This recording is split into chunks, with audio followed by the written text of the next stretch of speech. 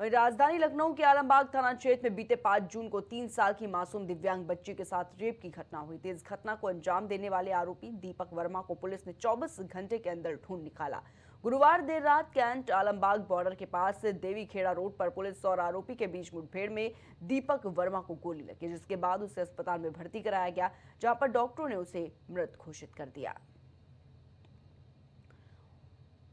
और इसी खबर पर तमाम जानकारी के लिए हमारे साथ हमारे संवाददाता राजेश इस वक्त जुड़ चुके हैं फोन लाइन पर। राजेश, जिस तरीके से देखा गया ये मामला सामने आया जहां पर 3 साल की मासूम के साथ गैंगरेप की वारदात को अंजाम दिया गया, क्या कुछ पूरा अपडेट इस पर अब मिल पा रहा है राजेश? देखिए प्रिया, जिस तरीके से राजधानी लखनऊ में आलमबाग में 2.5 साल की बच्ची के साथ रेप किया गया, जाहिर सी बात है कुछ को लेकर पुलिस महकमे में पूरी तरीके से हड़कंप मच गया था। उसको लेकर लगातार योगी आदित्यनाथ लगातार पुलिस विभाग से संपर्क में थे और उन्होंने साफ साफ निर्देश दे दिया था कि किसी भी हालत में 24 घंटे के अंदर अपराधी जो है वो किसी तरीके से बचना नहीं चाहिए। इसको लेकर पुलिस विभाग की जो टीम है वो लगातार देखा जाए तो तहकीकात कर रही थी और अंततः ऐसा हुआ कि 24 घंटे के अंदर में ही जो उसका आरोपी था दीपक, जो 2.5 साल की बच्ची के साथ जो हैवानियत किया था, तो उसके साथ अगर देखा जाए तो मवैया के पास उसको देखा गया, जिसके बाद पुलिस ने नाकाबंदी शुरू की और नाकाबंदी शुरू करने के बाद उसने जो दीपक का आरोपी था उसने पुलिस पर फायरिंग शुरू की। फायरिंग शुरू करने के बाद पुलिस ने जवाबी कार्रवाई में उसको 2 गोली लगी। गोली लगने के बाद वो वहीं पर गिर गया, जिसके बाद उसको लोक बंधु अस्पताल में भर्ती कराया गया, जिसके बाद से उसको ट्रामा सेंटर रेफर कर दिया गया। रेफर करने के बाद वहां पे ट्रामा सेंटर में डॉक्टरों ने उसको मृत घोषित कर दिया। और जैसे एक चीज और आपको बता दूं कि उसके ऊपर 1 लाख रुपए का इनाम भी पुलिस ने घोषित कर दिया था। तो प्रिया, बहुत बड़ा वाकया था जिसको लेकर 2.5 साल की बच्ची के साथ रेप किया गया था।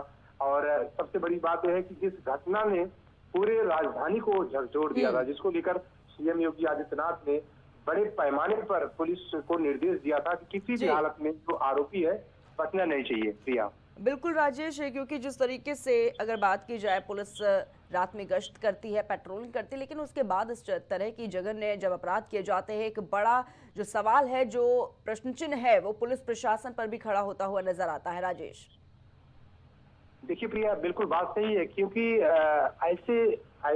ऐसी घटनाएं जो है वो लगातार होती आ रही हैं। पुलिस प्रशासन कार्रवाई तो करती है। अब जैसे दीपक जो वर्मा था, जो 2.5 साल की बच्ची के साथ रेप किया था, 24 घंटे में पुलिस ने उसको मार गिराया। लेकिन फिलहाल अगर देखा जाए तो जो करने वाले लोग, जो इस तरीके की घटनाएं करने वाले लोग हैं, उनमें किसी भी तरीके का कोई खौफ नहीं है।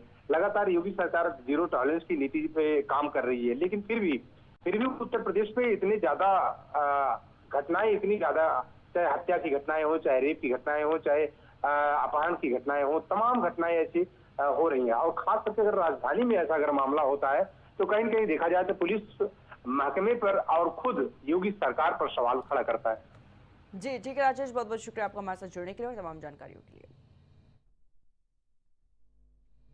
जम्मू कश्मीर के लिए 6 जून का दिन ऐतिहासिक होने वाला है। प्रधानमंत्री नरेंद्र मोदी आज केंद्र शासित प्रदेश को कई महत्वपूर्ण आधारभूत संरचनात्मक परियोजनाओं की सौगात देने वाले हैं, जिनकी कुल लागत जो है वो लगभग 46,000 करोड़ रुपए बताई जा रही है। और इन परियोजनाओं में दुनिया का सबसे ऊंचा रेलवे पुल चिनाब ब्रिज, भारत का पहला केबल स्टे रेल ब्रिज अंजी ब्रिज और उधमपुर श्रीनगर बारामूला रेल लिंक परियोजना शामिल है। साथ ही श्री माता वैष्णो देवी कटरा से श्रीनगर तक वंदे भारत एक्सप्रेस का संचालन शुरू किया जाएगा। प्रधानमंत्री नरेंद्र मोदी के दौरे से पहले रामबन में सुरक्षा कड़ी कर दी गई। पुलिस हर वाहन की अच्छे से जांच कर रही है और हर जगह सेना के जवान भी तैनात किए गए।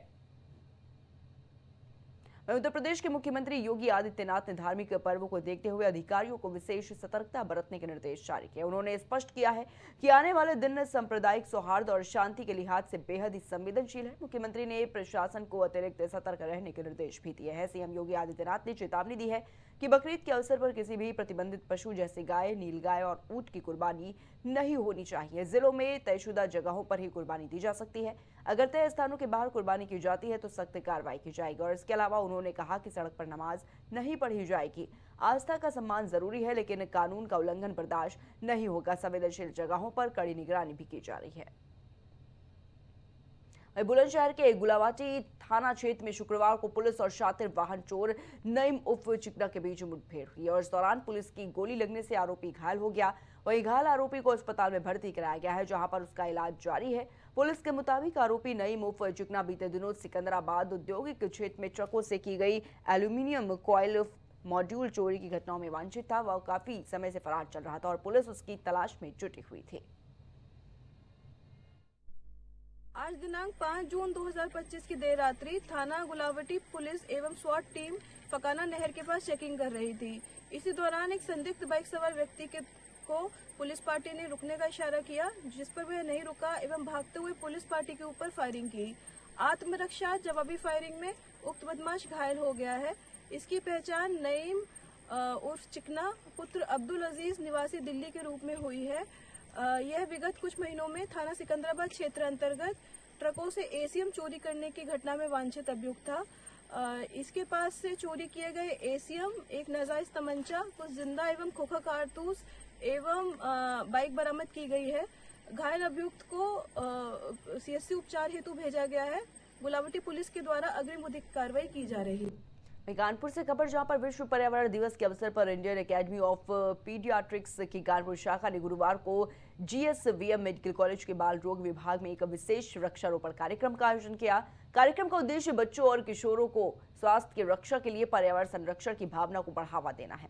और इस अवसर पर वरिष्ठ बाल रोग विशेषज्ञ डॉक्टर यशवंत राय ने कहा कि पर्यावरण प्रदूषण के कई रूप हैं। वायु प्रदूषण, ध्वनि प्रदूषण, जल प्रदूषण, इंडोर प्रदूषण और यहाँ तक कि मानसिक व भावनात्मक प्रदूषण भी बच्चों के स्वास्थ्य पर नकारात्मक प्रभाव डालते हैं। उन्होंने इस बात पर जोर दिया कि आजकल के बच्चे शारीरिक रूप से उतने सक्रिय नहीं है, जिससे उनकी रोग प्रतिरोधक क्षमता प्रभावित हो रही है।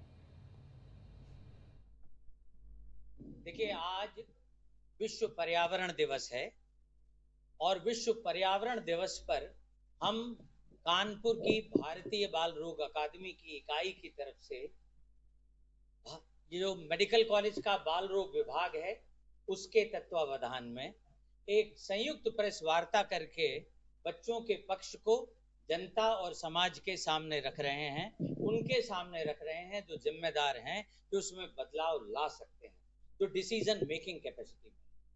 देश की आबादी का लगभग आधा हिस्सा छोटे और किशोर बच्चे हैं। ये वो बच्चे हैं जिनके पास कोई वोट देने का अधिकार नहीं है, इसलिए प्रायः इनकी बात सुनी नहीं जाती।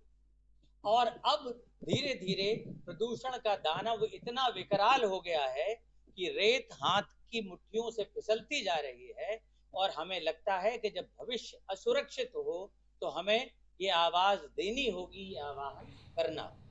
वहीं लखनऊ विकास प्राधिकरण के उपाध्यक्ष प्रथमेश कुमार के निर्देश पर शहर में अवैध निर्माण के खिलाफ लगातार चलाए जा रहे अभियान के क्रम में गुरुवार को प्रवर्तन जोन 1 की टीम ने गोमती नगर में कार्रवाई करते हुए 3 अवैध व्यावसायिक निर्माण सील किए।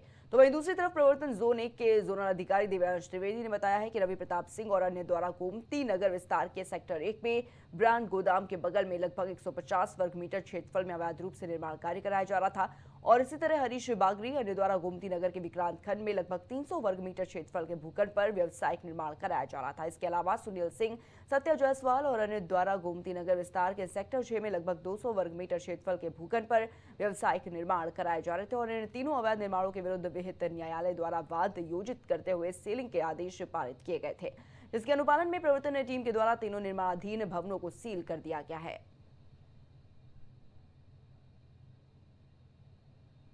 प्राइम उत्तर प्रदेश में फिलहाल इतना ही। आप देखते रहिए प्राइम टीवी।